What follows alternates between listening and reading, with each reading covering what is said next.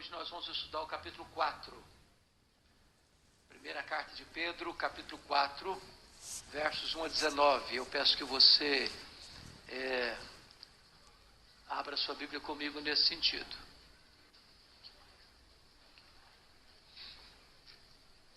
Primeira carta de Pedro, capítulo 4.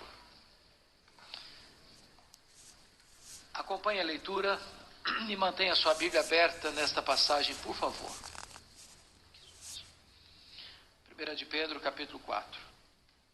Está escrito o seguinte: Ora, tendo Cristo sofrido na carne, armai-vos também vós mesmos, ou do mesmo pensamento, pois aquele que sofreu na carne deixou o pecado, para que no tempo que vos resta na carne, já não vivais de acordo com as paixões dos homens, mas segundo a vontade de Deus.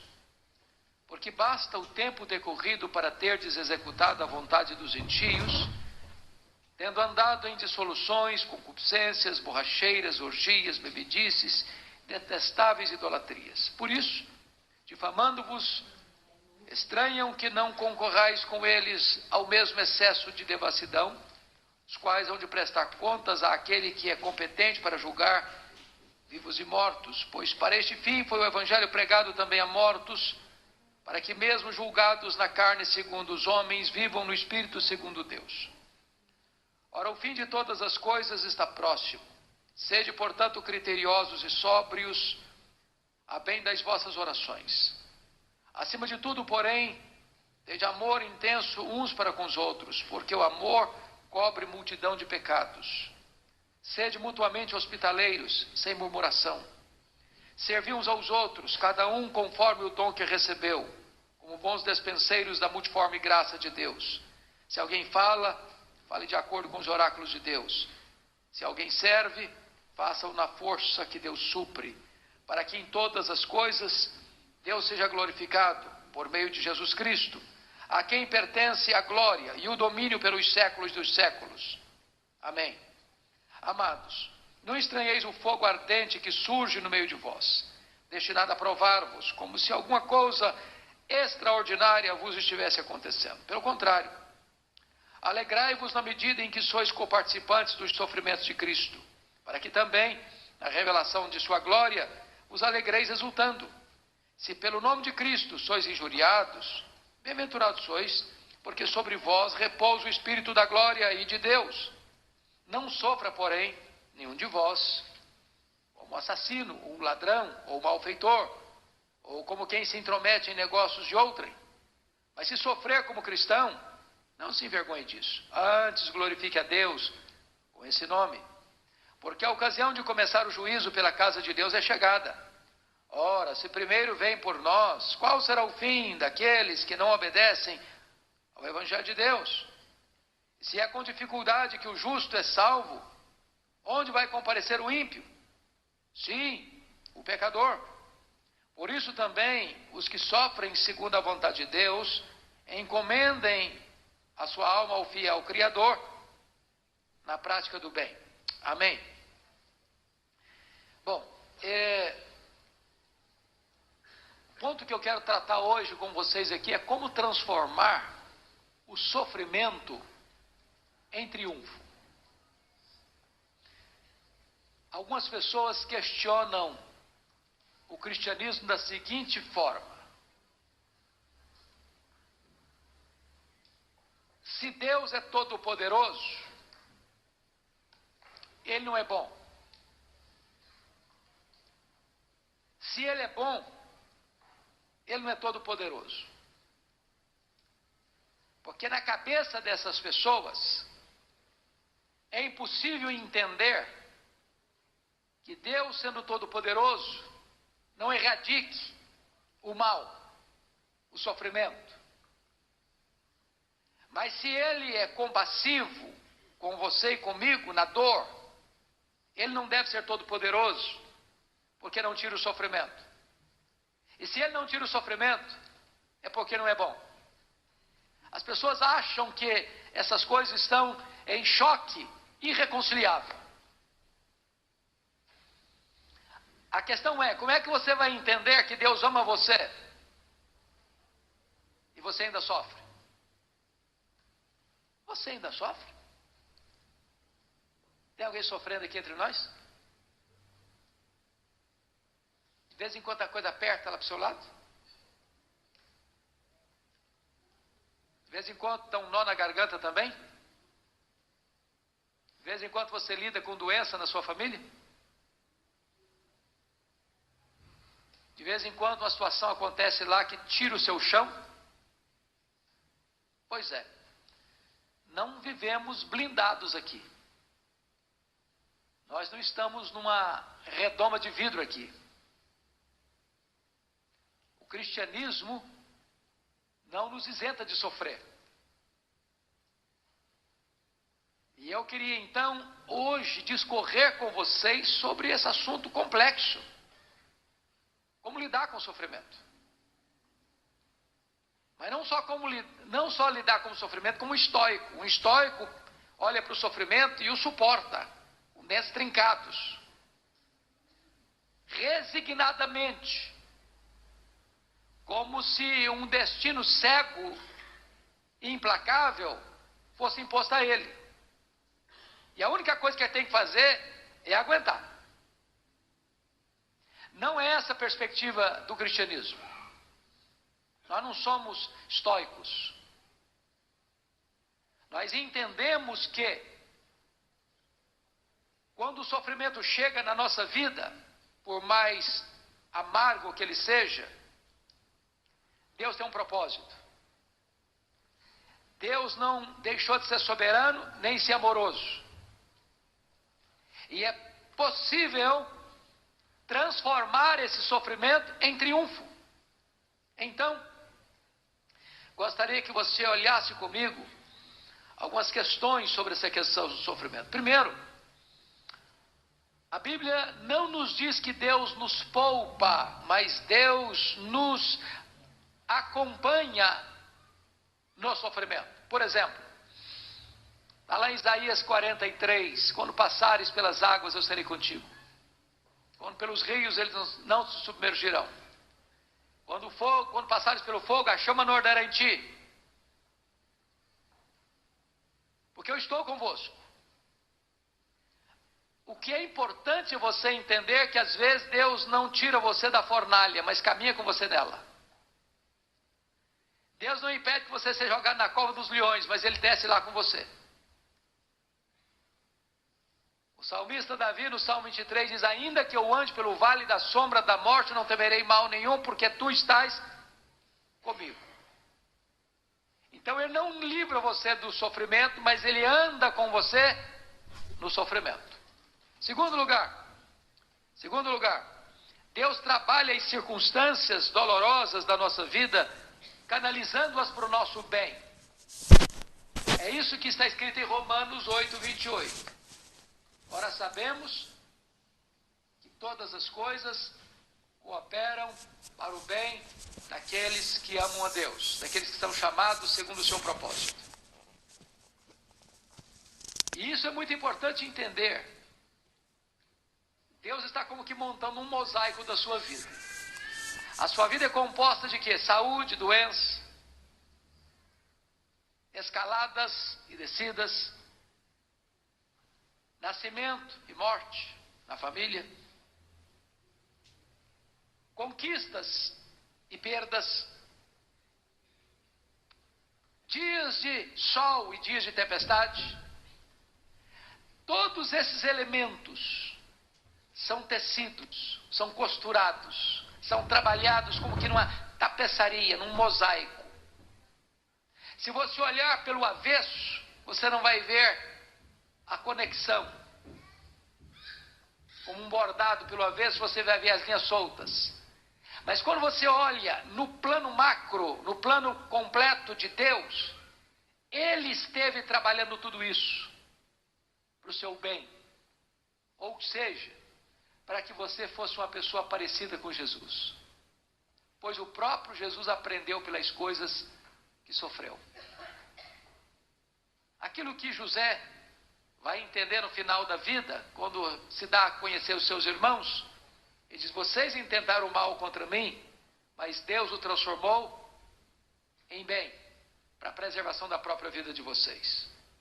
Terceiro, irmãos, Deus trabalha em circunstâncias adversas em benefício para nós. Por exemplo, Filipenses 1,12, Paulo diz assim: meus irmãos, eu quero que vocês saibam que as coisas que me aconteceram têm antes contribuído para o progresso do Evangelho.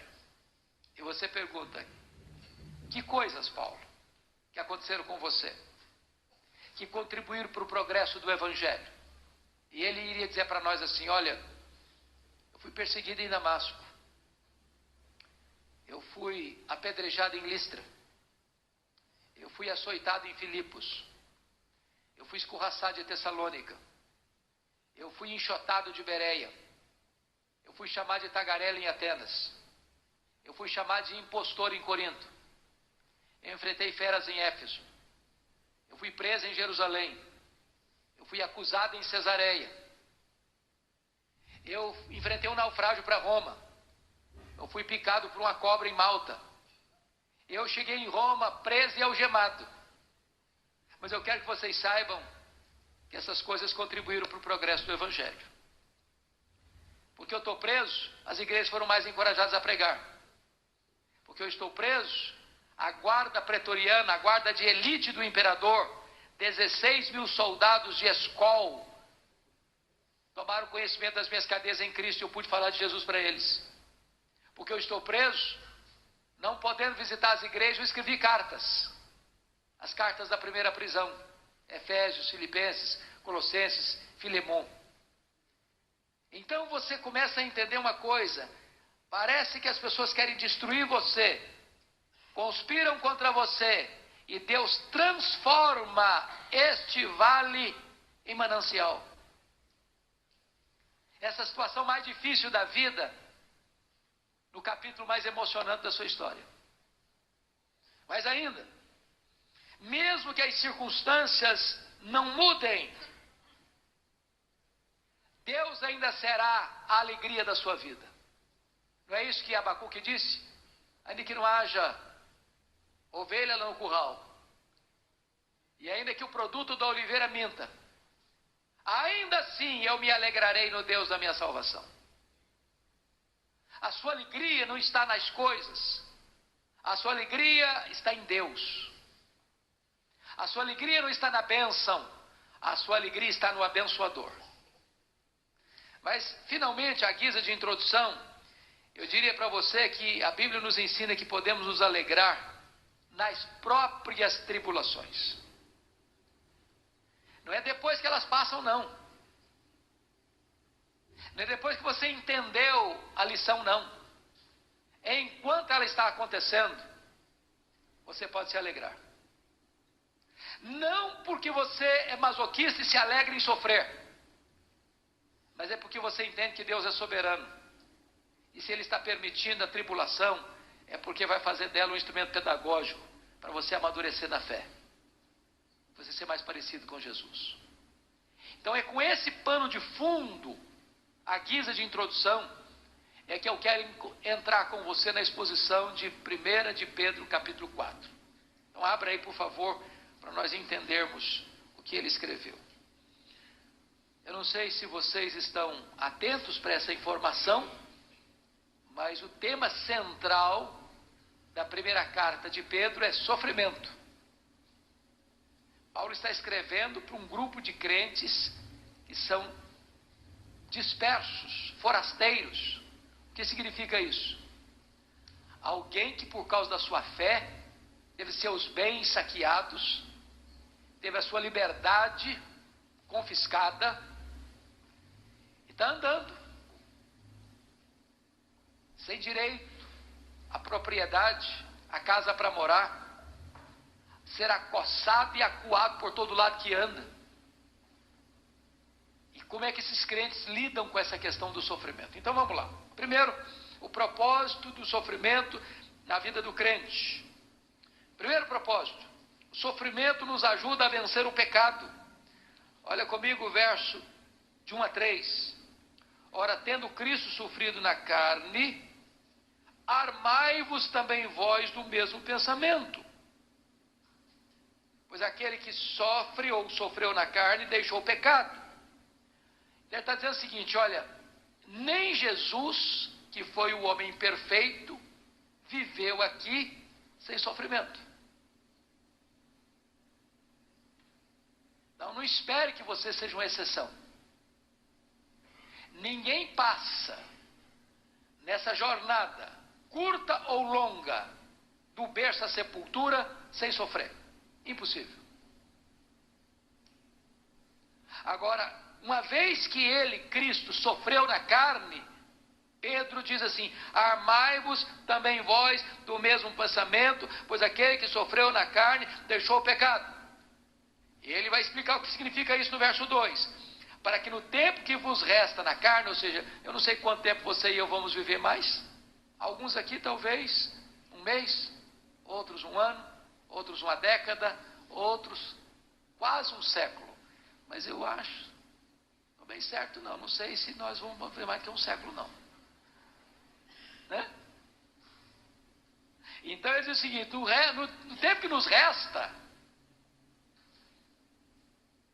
nós não devemos viver de acordo com as paixões dos homens, mas segundo a vontade de Deus. E ele explica isso no verso 3, porque basta o tempo decorrido para teres executado a vontade dos gentios, tendo andado em dissoluções, concupiscências, borracheiras, orgias, bebedices, indetestáveis e idolatrias. Isso marcou nossa vida lá atrás, quando nós não éramos crentes, quando nós vivíamos na ignorância, quando nós vivíamos na casa do valente, na potestade de Satanás, no império das trevas, escravos do diabo, do mundo, da carne. Isso fez parte da nossa vida lá atrás. Daqui para frente, não. Então, quando você sofrer, pense nisso, arme-se com essa mesma ideia que Cristo sofreu na carne. E agora você que está vivendo daqui para frente, depois que você se converteu, foi convertido a Cristo, nasceu de novo, faz parte da família de Deus, é membro da igreja de Cristo, você não deve mais viver para atender os ditames do pecado na sua vida. Se arme contra isso. Por que Pedro está dizendo isso? O sofrimento, irmãos, algumas pessoas usam o seguinte ditado. Esse ditado é um pouquinho verdadeiro, mas ele não é totalmente verdadeiro. Então, o que não é totalmente verdadeiro é falso. Quem não vem por amor, vem pela dor. É uma frase muito popular, mas não é verdadeira, totalmente verdadeira. Se você lê Apocalipse, você vai ver que os ímpios, ao enfrentarem o terrível sofrimento que vem sobre eles, eles blasfemam ainda mais. Eles endurecem ainda mais. O que leva você a se amolecer no sofrimento não é o sofrimento, é a graça. O sofrimento sem a graça endurece ainda mais. O mesmo sol que amolece a cera, endurece o barro. Agora você só é cera por causa da graça. Porque sem graça você é barro, fica mais duro ainda. Diante do sol, do calor. Então é muito importante entender isso aqui, irmãos. O ímpio, ao sofrer, ele se revolta, ele se endurece. Lembra lá da mulher do Ló, da mulher de Jó? Ainda conservas a tua integridade? Amaldiçoa a Deus e morre. Se você não tiver temor de Deus, quando você estiver passando por uma luta, você se volta contra Deus, você ergue os punhos aos céus, você blasfema. Não foi a tese de Satanás em relação a Jó? Toca no que ele tem, ou toca na sua carne, toca nos seus ossos, e verás se não blasfema contra ti na tua face. O ímpio blasfema, o crente se curva, o crente se rende, o crente se humilha debaixo da poderosa mão de Deus. Segunda coisa importante, o sofrimento nos ajuda a testemunhar de Cristo. Olha aí o versículo 4 a 6. Por isso, difamando-vos, estranham que não concorrais com eles ao mesmo excesso de devassidão, os quais hão de prestar contas àquele que é competente para julgar vivos e mortos, pois por este fim foi o evangelho pregado a mortos, para que mesmo julgados na carne segundo os homens, vivam no Espírito segundo Deus. Então vamos entender isso aqui. Por isso, difamando-vos, estranham que não concorrais com eles ao mesmo excesso de devassidão. O que é que o não crente faz com o crente aí? Versículo 4. Difama. Quando você é difamado, como é que você reage? O que é difamação? Falar mal. Bom, ele está falando mal de você porque você fez o mal, ou está falando mal de você porque você incomoda a ele? Porque se alguém fala mal de nós porque estamos fazendo mal, nós estamos sofrendo as consequências do nosso erro. Mas se você está vivendo uma vida séria, íntegra, honesta, legal, e as pessoas difamam, o que é difamar? É dizer que você está fazendo o que você não está fazendo, que você é quem você não é. O que o ímpio espera quando ele fala mal de você? Que você reaja. Reaja de que maneira? Do mesmo jeito. Ele quer que você empate o jogo. Preste bem atenção nisso, irmãos. Às vezes as pessoas ofendem você na expectativa de que você devolva a ofensa para ela se sentir melhor. Porque se você reagir no mesmo tom, você empatou o jogo. 1-1. Aí nem ganhamos, nem perdemos, empatemos. Não é verdade? Agora, ele estranha que ele difama você e você não concorre, e você não devolve no mesmo tom, não devolve na mesma medida. Ao contrário, você aproveita essa oportunidade para dar um testemunho da sua fé. Sua fé. Isso é glorioso. Isso é espetacular. Isso é espetacular. Então, pensa comigo. Eu vou lhes dar 4 exemplos. Quando Jó foi golpeado pelo sofrimento, o que Satanás esperava que ele fizesse? Que blasfemasse contra Deus. O que Jó responde diante dos golpes sofridos?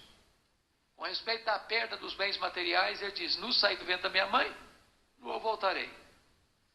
Então, eu não trouxe nada, não vou levar nada, então eu não vou blasfemar contra Deus, porque foi tirado de mim o que eu não trouxe e o que não vou levar.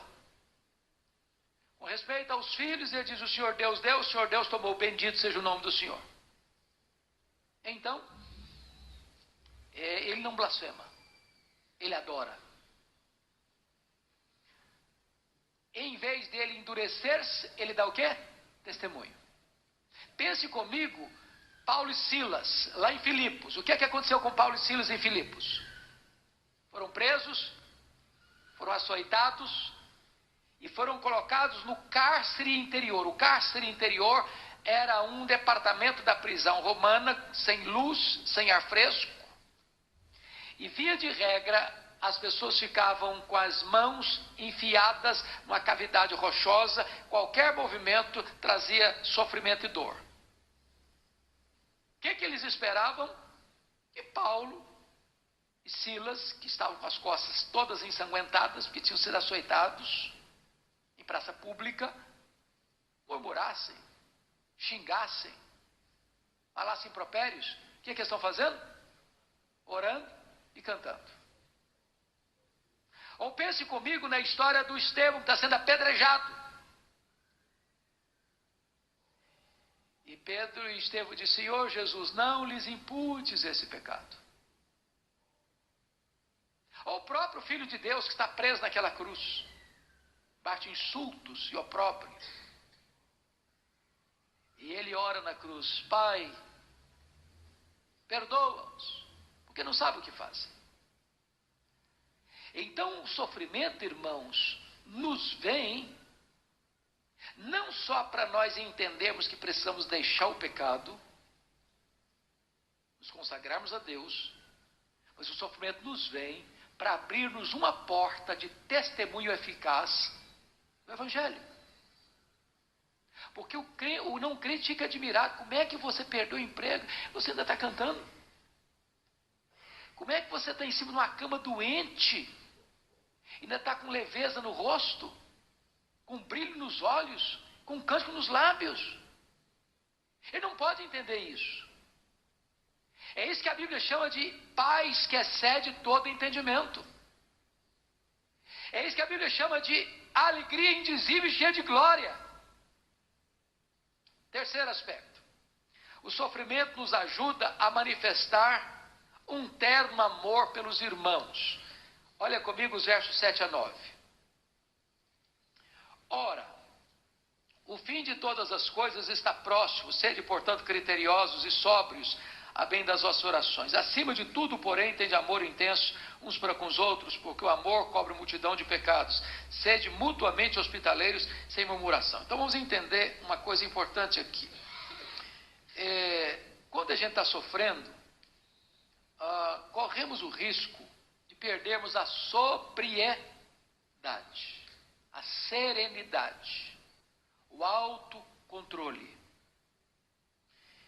E quando a gente perde o autocontrole e a serenidade, e perde as estribeiras, e fala demais sem saber o que está falando, e às vezes tece acusações contra alguém porque está sofrendo, ou se insurge contra Deus, qual a primeira coisa que é atingida na sua vida espiritual? Suas orações. Suas orações. Então Pedro diz o seguinte: olha, sede criteriosos e sóbrios, a bem das vossas orações. E aí ele mostra um outro elemento. O sofrimento nos torna mais solidários. Você perceberia isso, irmãos? Quando você está com saúde, com muito dinheiro, às vezes você quer curtir. Aí vem um problema, vem uma luta. Isso torna você uma pessoa mais sensível. Isso torna você uma pessoa mais solidária. Isso torna você uma pessoa mais filantropa. Isso torna você uma pessoa mais sensível à necessidade dos outros. Deixa eu lhes dar um exemplo que para mim foi o exemplo mais bonito que eu já vi na literatura secular. É o livro Em Busca de Sentido, do Viktor Frankl. Esse homem viveu em Auschwitz e sobreviveu àquele terrível campo de concentração na Polônia. E ele disse que as pessoas que sobreviveram ao campo de concentração não foram as pessoas que lutaram para sobreviver. Foram as pessoas que, apesar da situação, lutaram para ajudar outras pessoas a sobreviverem. É de você ter apenas uma concha rala de sopa de lentilha e você está desesperadamente precisando daquela sopa para aguentar o dia. Você dá metade para quem tem mais fraco do que você.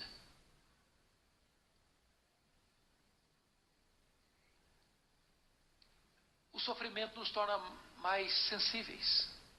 E é isso que ele está dizendo. Isso é glorioso. O que ele está informando aí. Acima de tudo, porém, tende amor intenso uns para com os outros, porque o amor cobre multidão de pecados. Ele não está dizendo que o amor é expiador, ou tem o poder da expiação. É quando você ama, você abre caminho para o bem. Você desarma espíritos que estão armados. Você desarticula uma pessoa. Porque ninguém resiste ao amor. Ninguém resiste ao amor. Isso é no contexto de sofrimento.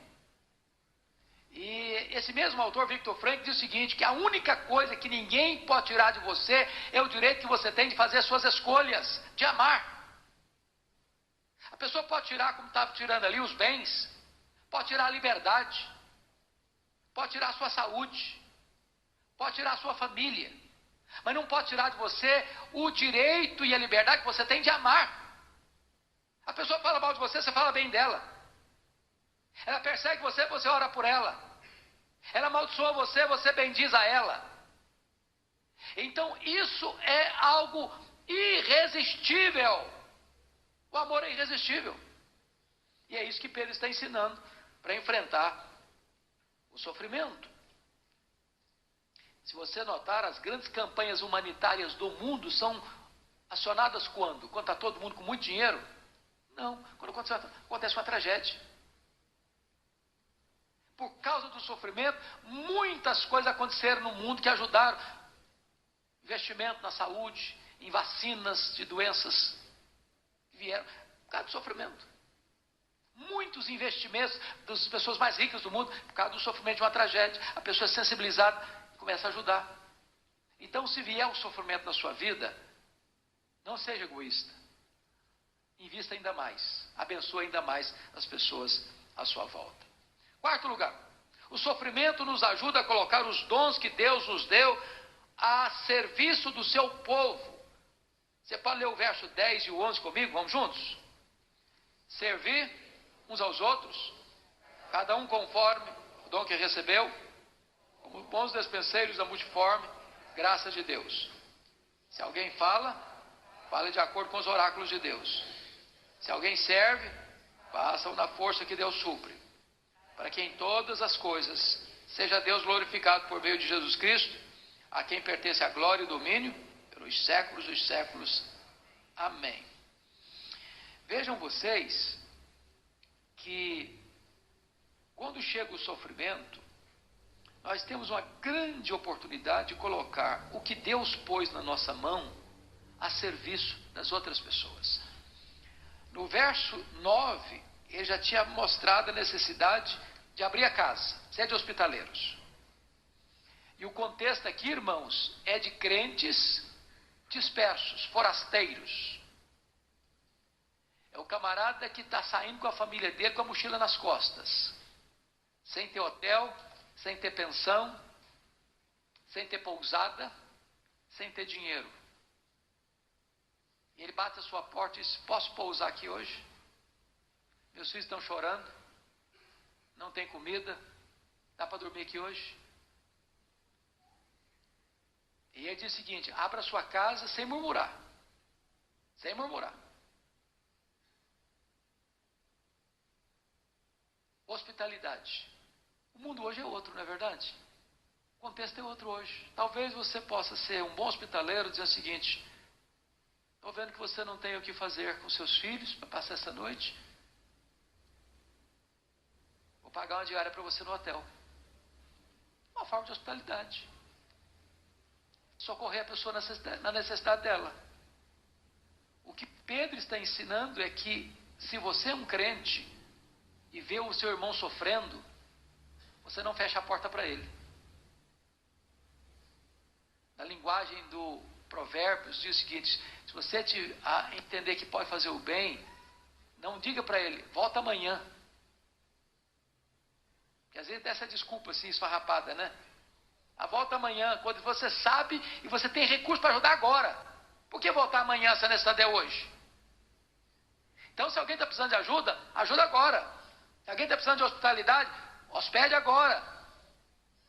Se alguém está precisando ser socorrido numa área onde você tem dons e talentos para socorrer, socorra agora. Servir uns aos outros, cada um conforme o dom que recebeu, como bons despenseiros da multiforme graça de Deus. Irmãos, cada um de nós tem um dom, pelo menos. Dom é aquilo que você tem e que o outro não tem, e que naquele momento você pode suprir a necessidade dela. Ele tem outro dom que você não tem, pode suprir a sua. É por isso que não tem crente isolado, desigrejado. Nós precisamos uns dos outros. Se eu tivesse todos os dons, se você tivesse todos os dons, nem eu precisaria de você, nem você precisaria de mim. Nós precisamos uns dos outros. E devemos servir uns aos outros. É claro que Pedro cita aí no versículo 11, dois dons. Primeiro, se alguém fala, fale de acordo com os oráculos de Deus. Que dom é esse aqui? Quem me ajuda? É o dom de... Podem falar. Dom de profecia. Esse é o dom de profecia. Que está lá em Romanos 12, 6. Se alguém profetiza, seja segundo a proporção da fé. Profecia não é eu chegar para você com uma palavra nova, uma revelação nova, uma visão nova e falar para você uma coisa assim. Não, isso não é profecia. Profecia hoje não tem mais nesse sentido, porque a Bíblia tem uma capa ulterior. Profecia é quando você abre a Bíblia, expõe a Bíblia e prega a Bíblia e anuncia uma mensagem de Deus para a pessoa. É quando alguém expõe as Escrituras, esse é o dom de profecia. Porque ainda que venha um anjo do céu para pregar outra coisa que não esteja aqui, seja anátema, diz Paulo. Então, se você vai falar da palavra de Deus, Pedro diz, fale de acordo com os oráculos de Deus. Não inventa não. Não inventa não. Porque se você inventar, isso é profetada. O que tem de gente falando em nome de Deus, o que Deus não está falando, é uma coisa absurda hoje. Deus não tem revelações novas. A última revelação de Deus é em Cristo. Até Ele, a revelação foi progressiva. A partir dele, não tem progressão mais. Acabou. É a plenitude. É o máximo. Ele nos fala pelo Filho. Então, se você for dar uma palavra para alguém, não fale da sua cabeça, não fale do seu coração. Abra a Escritura. Fale de acordo com os oráculos de Deus. É isso que Pedro está dizendo. Depois ele está dizendo o seguinte no verso 11 ainda. Se alguém serve, faça-o na força que Deus supre, para que em todas as coisas Deus seja glorificado. Outra coisa importantíssima aqui. Não ajude os outros para fazer disso um outdoor, para exaltar você mesmo. Não seja aquela pessoa igual o fariseu, que dá com a mão e toca a trombeta com a outra. Olha como é que eu sou uma pessoa maravilhosa. Olha como é que eu sou gentil. Oi, gente, eu sou uma pessoa muito generosa, sabe? Essa semana, sabe que eu dei uma oferta para fulano, que eu dei outra oferta para Beltrano, que eu dei outra oferta para ciclano. Então, eu quero que vocês vejam como maravilhoso eu sou. Não é errado, não? Não sejam os seus próprios lábios que te louvem. Se você fizer com a mão, esqueça com a outra. Não faça propaganda dos seus feitos. A única pessoa que tem que ser exaltada quando você ajudar alguém, servir alguém, é Deus. Ele não divide a sua glória com ninguém. Para que vejam as vossas boas obras e glorifiquem quem? Vosso Pai que está nos céus. Então, cuidado para você não fazer de uma coisa boa uma autopropaganda. Para você não achar que você merece os louros, os méritos, os lauréis, as coroas, os troféus desta obra que você está fazendo, que é servir. Você foi chamado para servir. O seu Senhor, que deu a sua vida por você, não veio para ser servido, mas para servir. Quando você estiver servindo ao seu irmão, você está fazendo aquilo para o que você foi chamado. Então não tem glória nisso para você, tem glória para Deus. É isso que Pedro está dizendo. Pois bem, vamos adiante agora para entender outra coisa. O segundo ponto desta mensagem significa o seguinte: as atitudes do crente em relação ao sofrimento. Então vamos lá. Primeiro, atitude do crente. Versículo 12. Não estranhe o sofrimento. Não estranhe. Olha o versículo 12. Pode ler o 12 comigo? Vamos lá? Amados, não estranheis o fogo ardente que surge no meio de vós, destinado a provar-vos, como se alguma coisa extraordinária estivesse acontecendo. Então não fique chocado, escandalizado, se você está sofrendo, não. Que tem crente que fica assim, mas eu não esperava que eu fosse sofrer, eu não sou crente. Porque, irmãos amados, vamos prestar atenção aqui numa coisa. Tem muita gente crendo num outro Cristo. O Cristo que venderam para ela é o Cristo da prosperidade, é o Cristo da saúde, é o Cristo do milagre, é o Cristo que veio com panaceia para todos os males terrenos. E aí ela abraça esse pacote. Aí quando chega o sofrimento, ela se escandaliza. Não era isso que eu esperava. É porque o evangelho que foi proposto para elas foi um outro evangelho. Pedro diz o seguinte: Amados, não estranheis o fogo ardente que surge no meio de vós. Não é surge fora de vós, não, lá fora, surge no meio de vós. Então não fique chocado, não fique escandalizado com isso, não. Esse fogo, ele diz, é destinado para quê? Para destruir-vos? Não, para o quê? Provar-vos. A palavra provar aqui é a ideia do cadinho, onde você põe o ouro com as impurezas. E o que o fogo do cadinho faz com esse metal que é colocado lá? Purifica. Para quê? Para que as escórias sejam eliminadas e o metal puro e nobre seja apurado. Então preste atenção nisso. Existe uma diferença vital entre tentação e provação. Quem tenta? O diabo. Quem prova? Deus. O diabo tenta para quê? Para desaprovar você. Deus prova para quê? Para aprovar você. O diabo tenta para derrubar você. Deus prova para quê? Para botar você de pé. Então, o fogo que vem na sua vida não é para destruir, é para purificar.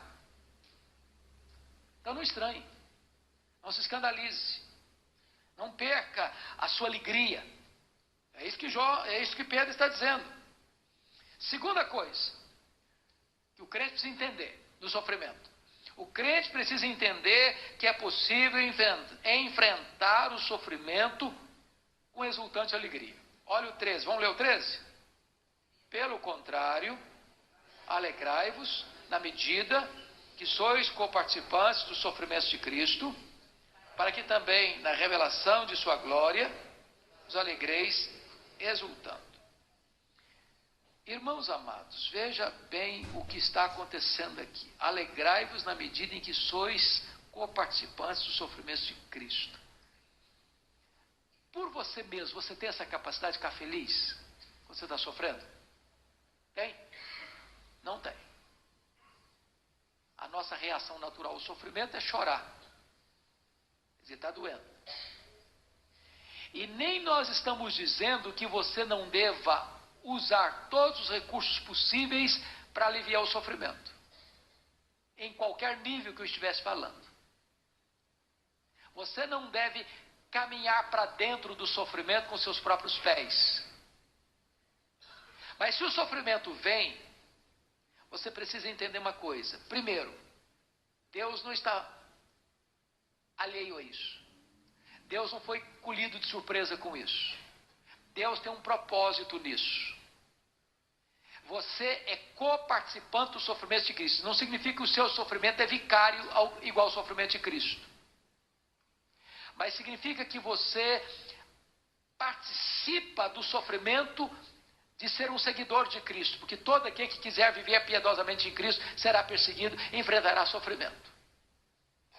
Então, ao você entender o propósito, você se alegra. Não no sofrimento, pelo sofrimento, mas por causa do propósito de Deus no sofrimento. É muito diferente. Se você está doente, você procura um médico. Se você passou um problema financeiro, você procura aprumar financeiramente. Se você está enfrentando um problema familiar, você procura resolver o problema familiar. Mas você não entra nem em pânico. Estou chocado, estou escandalizado, que eu achava que eu não ia sofrer. Não estranha o fogo, não. E nem você se revolta contra Deus, porque você entende que Deus tem um propósito nisso. Então, essa é a linguagem de Pedro. Você precisa entender que mesmo passando pelo sofrimento, você participa disso, no versículo 13, alegrando-se, alegrai-vos. Só o poder de Deus pode fazer isso. Mas mais do que isso, para que também na revelação de sua glória vos alegreis exultando. Pedro está dizendo que você sofre olhando para trás, para a cruz, e você sofre olhando para frente, para a parousia, para a segunda vinda. Você sofre porque você sabe que quando Jesus voltar, o que vai acontecer com o nosso sofrimento? Vai acabar.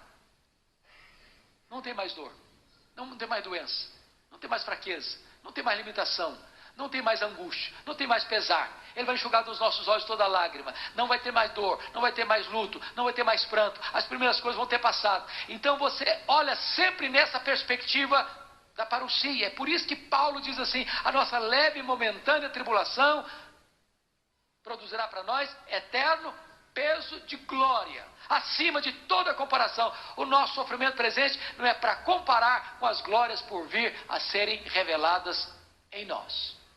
Mas há um terceiro ponto que eu chamo a sua atenção. O crente precisa entender, aliás, um quarto ponto. O crente precisa entender que o sofrimento nos une mais profundamente a Cristo.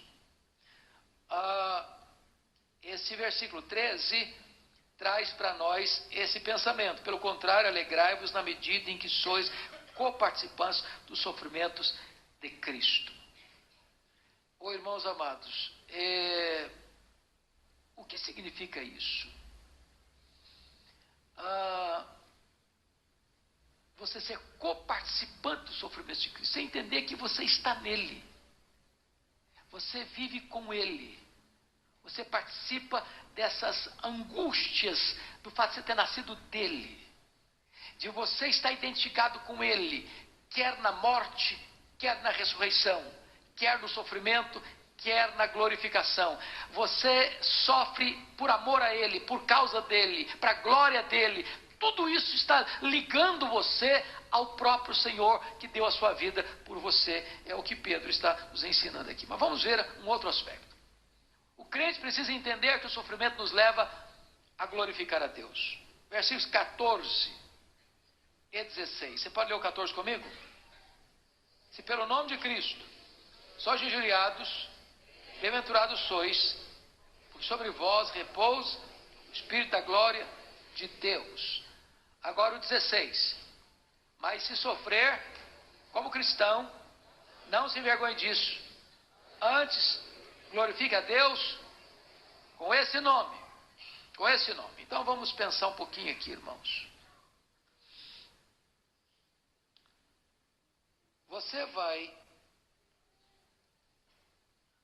enfrentar o sofrimento de injúria, por exemplo, no verso 14. Pelo nome de Cristo sois injuriados. O que é ser injuriado mesmo? O que é sofrer uma injúria? Ser ofendido. Que mais? Perseguido. Insultado. Caluniado. Estão tentando minar sua reputação, desconstruir sua honra, acusar você de alguma coisa que você não fez. Você quer uma dor maior que essa? E aí Pedro vai dizer que se você, pelo nome de Cristo, está sendo injuriado, você deve se sentir o quê? Muito feliz, bem-aventurado. Bem-aventurado. E você deve responder como isso? Glorificando a Deus. Glorifique a Deus por causa disso. Então deixa eu citar para vocês aqui alguns exemplos para ilustrar esse ponto. Como é que você vence essa situação cantando no sofrimento, dando glória a Deus pelo sofrimento? Pensa comigo na história lá de 2 Crônicas, capítulo 20. Vocês estão lembrados dessa cena? Deixa eu rememorar vocês. 3 inimigos se uniram, Amon, Edom e Moabe, para atacar Jerusalém. Já estavam acampados lá perto do Mar Morto. Quando o rei Josafá soube, os inimigos já estavam todos reunidos. Não tinha mais prazo de convocar o exército, de armar uma estratégia de guerra, de resistência. Diz a Bíblia que Josafá teve medo e pôs-se a buscar o Senhor. Decretou um jejum em todo o Judá. E ele disse para Deus: Deus, os inimigos estão armados contra mim. Eu não sei o que fazer. Não em nós força para resistirmos a essa grande multidão. Porém os nossos olhos estão postos em Ti. E ele clamou a Deus. E Deus respondeu para ele: nesta luta não tereis que pelejar. Ficai parados e vede o livramento do Senhor. Crede nos seus profetas e prosperareis. E ele então mandou que um grande coral fosse à frente do exército, marchando e cantando altos louvores a Deus. Diz a Bíblia que quando eles começaram a cantar e a dar altos louvores a Deus, o Senhor Deus pôs emboscada contra os inimigos e eles foram desbaratados. Desbaratados. É isso que Pedro está dizendo. Se você está sendo injuriado, se você está sendo atacado, se você está sendo ameaçado, se você está sendo intimidado pelo inimigo e o inimigo está orquestrando contra você, você responde a isso. Estou muito feliz porque eu estou sendo injuriado por causa do nome de Cristo. E eu vou responder a isso adorando a Deus e glorificando a Deus. E Deus lida com seus inimigos por você. Deixa eu lhes dar outro exemplo. Os apóstolos. O que o Sinédrio fez com os apóstolos? Prenderam, açoitaram, ameaçaram, não fale desse nome. E eles apanhavam e saíam exultando pelo privilégio de sofrer pelo nome de Cristo. Ou seja, não tem como fazer com essa gente não. Você bate neles, eles ficam felizes. Você dá uma chicotada neles, dá glória a Deus. Que negócio é esse? É irresistível. Aí os imperadores romanos vieram e criaram lá, você se lembra disso? Com Vespasiano. O que Vespasiano inaugurou em Roma no ano 70? Quem lembra? Quem lembra o que o imperador Vespasiano inaugurou em Roma no ano 70? Coliseu. Era um anfiteatro da morte. E aí jogava os crentes lá dentro e soltava os leões. E aí o crente está lá, o leão partindo em cima dele e ele está cantando. Ele está sendo estraçalhado e ele está cantando enquanto tem vida. Isso levou um pai da igreja a dizer que o sangue dos mártires tornou-se a sementeira do evangelho, o adubo para a sementeira do evangelho. Quanto mais sangue derramado, mais esse povo cantava, mais esse povo se exultava, mais esse povo se alegrava em Deus. Pedro está dizendo isso. Você enfrenta esse sofrimento glorificando a Deus. Glorificando a Deus. Alguém já disse que os cisnes cantam mais docemente quando sofrem. Eu vou dar um exemplo para vocês de um irmão que vocês já ouviram falar dele, John Bunyan. John Bunyan ficou preso 14 anos. A filha mais velha dele era cega. Ele enfrentou golpes terríveis. E ele estava preso porque pregava o evangelho em praça pública. E em vez dele ficar na cadeia murmurando, em vez de ficar na cadeia praguejando, em vez de ficar na cadeia questionando a fidelidade e a bondade de Deus, ele ficou na cadeia escrevendo o livro que é mais lido no mundo, depois da Bíblia, O Peregrino. Então, se você está sofrendo por causa da sua fé, por causa do seu Cristo glorioso e bendito, não murmure não, não fique amargo não. Glorifique a Deus por isso. Você é bem-aventurado. Foi o que Jesus ensinou. Bem-aventurado sois quando os perseguirem e mentindo disserem todo o mal contra vós. Mas, preste atenção, irmãos, ainda. O que está escrito no versículo 15. 4:15. Vamos lá? Não sofra, porém, nenhum de vós como assassino, ou ladrão, ou malfeitor, ou quem se intromete em negócios de outrem. O crente precisa aprender a avaliar o seu sofrimento. Porque esse sofrimento aqui veio de Deus? Não.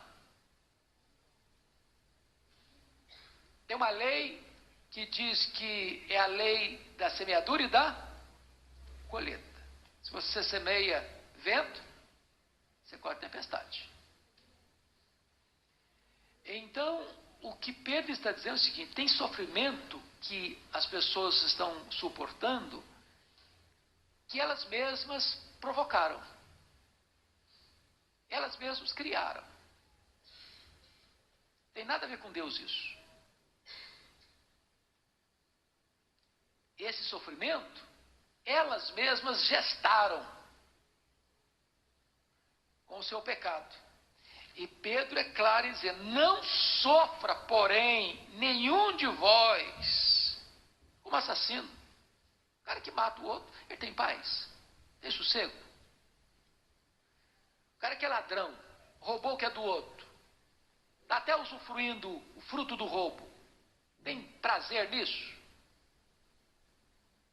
Malfeitor fica fazendo mal para os outros, não perde uma chance de fazer o mal. Está feliz com isso? Ou aquele indivíduo que fica se intrometendo em negócios de outro. Tem gente que tem mania de dar opinião, de se infiltrar, e encrencar mais a situação. Essa pessoa bisbilhoteira vai sofrer as consequências ou não vai? Vai. Aí pensa que, crente não deve sofrer por causa disso, não. Crente não é assassino, crente não é ladrão, crente não se intromete na vida dos outros, não. Esse sofrimento aí, crente não precisa ter, não. E não deve ter. Porque ele não deve entrar nesse negócio. Então você tem que avaliar o seu sofrimento. Mas ainda, irmãos, penúltimo lugar, o crente precisa entender que o juízo começa primeiro dentro da igreja. Versículos 17 e 18. Vamos ler junto comigo? Vamos lá? Porque a ocasião de começar o juízo pela casa de Deus é chegada. Ora, se primeiro vem por nós, qual será o fim daquele que não obedece ao Evangelho de Deus? E se é com dificuldade que o justo é salvo, onde vai comparecer o ímpio? Se o pecador. O que Pedro está dizendo aqui? Você é crente, mas você não tem imunidade especial. Não é o fato de você ser crente, eu sou crente, então eu posso errar à vontade, que para mim não vai ter problema. Ele disse: não tem imunidade não, filho. Negócio de imunidade parlamentar só em Brasília, aqui não. Na igreja não. Aliás, o juízo de Deus começa onde? No mundo ou na igreja? Na igreja. O que Pedro está dizendo é que o meu pecado, o seu pecado, é mais grave do que o pecado ímpio. O ímpio peca porque não conhece a Deus. Quando eu peco, quando você peca, a gente peca contra a graça, contra a bondade de Deus. Agora, qual a diferença do ímpio para o crente? O juízo de Deus para o crente é para condenação ou é para disciplina e restauração? Deus disciplina a quantos ama. Deus disciplina filho. Quem não tem disciplina não é filho, é bastardo. Você está na rua aí, né? Andando. Aí você vê um menino xingar o pai. Você desce do carro e dá um tablefe no menino? Hã? Só um maluco faz isso, né? Só um maluco faz isso. Mas o pai devia dar umas boas palmadas nesse menino, não devia? Ah, a justiça não deixa. A Bíblia manda. Se o pai e a mãe não disciplinam o filho, vai passar vergonha depois. Vai passar vergonha depois. Pai e mãe precisam saber o que é peraltice e o que é rebeldia. Peraltice de criança você não bate. Você não bate em filho. Quando eu estou falando bater, eu não estou falando espancar. Não estou falando tirar sangue da criança. Estou falando que tem um lugarzinho que tem bastante carne.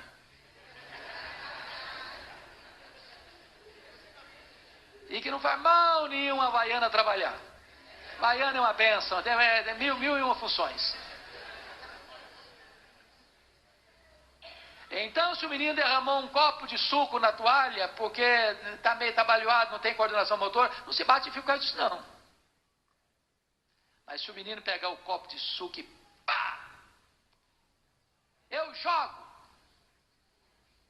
jogo no chão sim. Ah, joga mesmo, tadinho, tem opinião própria, né? Aí pronto, aí lascou, como diz o outro. Então, se você ama seu filho, você faz o quê? Disciplina. Porque Deus ama você e a mim, Deus faz o quê com a gente? Disciplina. O juízo começa pela casa de Deus. Agora, o ímpio Esse aí não tem disciplina, esse tem o que? É juízo mesmo. Se é com dificuldade que o justo é salvo, como é que vai comparecer o ímpio, o pecador? Então, preste atenção nisso. Tem sofrimento que Deus nos manda para nos tornar parecido com Jesus. Tem sofrimento que nós colhemos porque nós falhamos em obedecer a Jesus. Quando nós falhamos em obedecer a Jesus, o Senhor vem com aquela vara abençoada e nos disciplina para nos corrigir, nos botar de volta no caminho da obediência. Finalmente, fechando aqui. A paciência do crente em relação ao sofrimento. Vamos ler o verso 19, vamos todos juntos? Por isso, também, os que sofrem, segundo a vontade de Deus, encomendem a sua alma ao fiel Criador, a prática do bem. Agora uma coisinha de português, da língua portuguesa. É muito comum a gente estar orando, ou estar pregando, Senhor, também aos que sofrem, segundo a vontade de Deus, encomendem as suas almas. Porque o verbo sofrer está no singular ou está no plural? Hã? Singular ou plural? Plural.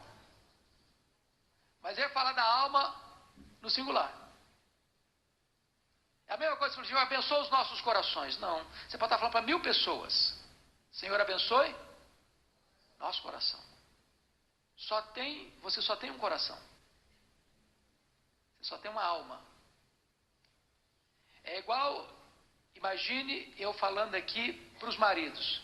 Maridos, amai as vossas mulheres. Você ia torcer o nariz. Falei, eu não estou sabendo que uma marido tem outra não, hein? Maridos, no plural, amai a vossa mulher. Mulheres, sede submissas aos vossos maridos. Errado. Ao vosso marido. Vamos abrir as nossas Bíblias. Não vamos abrir as nossas Bíblias. Eu só trouxe uma Bíblia, a não ser que você trouxe mais de uma. Vamos abrir a nossa Bíblia. Vamos abrir as nossas bocas para cantar? Não. Você só tem uma boca. Então, você está falando para 1000 pessoas. Vamos abrir a nossa boca para cantar. Agora vamos abrir os nossos olhos. Está claro isso? Só uma dicasinha de português que a gente erra isso de bobeira, sem precisar. Né? Se você prestar atenção, você não erra mais. Bom, então, voltando agora à Bíblia. Deixa português para lá. 19. Por isso também os que sofrem segundo a vontade de Deus. É possível sofrer fora da vontade de Deus? É. Qual o exemplo? Assassino, ladrão, se intrometer na vida dos outros. Mas se você sofre segundo a vontade de Deus, você sofre porque você é crente. Você está lá na empresa, trabalhando. Aí o patrão diz assim para você, olha, o telefone tocar, você diz que eu não estou não. Aí você é crente. Aí você diz para ele, olha patrão, o senhor podia me botar num outro departamento? Porque eu, como cristão, eu não posso mentir. Então, eu não posso dizer que o senhor está aqui na minha frente e dizer que o senhor não está. Então, eu não posso fazer isso. Então, o senhor me bota num lugar que eu não tenho que atender telefone. Então, eu vou te mandar embora agora. Não, tá bom, eu minto.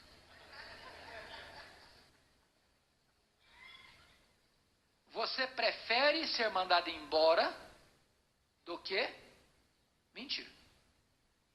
Você está sofrendo segundo a vontade de Deus ser mandar você embora.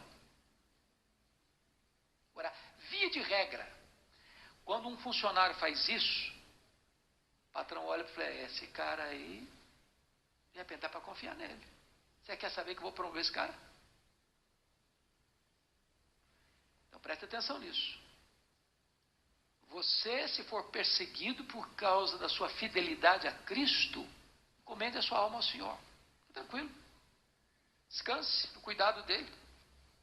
Deposite a sua confiança. A palavra encomendar aqui no grego é o termo bancário que significa depositar em confiança. Já depositou em confiança alguma coisa? Em algum negócio? Deposite confiança. Saiba de uma coisa, você está confiando neste Deus que é fiel para cuidar de você. Então, prefira sofrer o dano do que transigir. É isso que Pedro está dizendo aqui. Comende a sua alma. Ao fiel Criador, na prática do bem. Então, vamos concluir, irmãos, dizendo o seguinte. Nós estamos vivendo um mundo de sofrimento hoje? Vocês acham que a gente está vivendo um mundo de sofrimento? Tem sofrimento de todo lado, tem não? E nós precisamos nos armar ainda mais, viu? Porque eu acho que a coisa vai apertar mais um bocadinho ainda. E Deus espera de nós fidelidade, compromisso. Que Deus nos ajude a glorificar a Ele, mesmo quando o sofrimento chegar. Vamos ficar em pé? E vamos orar ao Senhor.